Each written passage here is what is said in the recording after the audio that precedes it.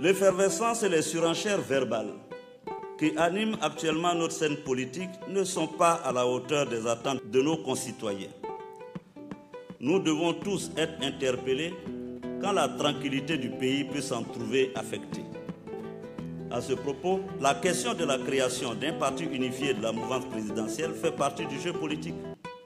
Tant que les désaccords à ce sujet s'expriment dans la courtoisie, tout ceci peut être considéré comme une joyeuse aventure et même une preuve de la vitalité de notre démocratie.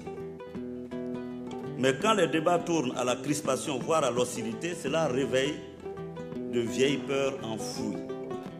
C'est pourquoi, c'est mon avis personnel, il convient de laisser la place au dialogue. Le dialogue, rien que le dialogue. Le dialogue, pour ma part, dans cette circonstance, doit demeurer le maître mot. Nous autres, hommes politiques, avons avant tout vocation à créer les conditions de la coexistence pacifique. Cette année, les discours, mais surtout les actes en faveur du pardon et de la réconciliation doivent donc être au cœur de notre action. Que chacun enfin s'y mette, au-delà des postures et des tactiques purement politiciennes.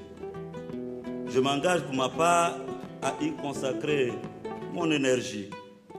Cette nation ivoirienne, sans égoïsme, sans discrimination, sans haine et rancœur, cette nation ivoirienne pleine d'humanité, de solidarité, de fraternité, elle est en nous, en chacun de nous. Cette nation ivoirienne, c'est notre projet à nous tous. Mais souvenez-vous, je l'ai dit, c'est un projet perpétuel.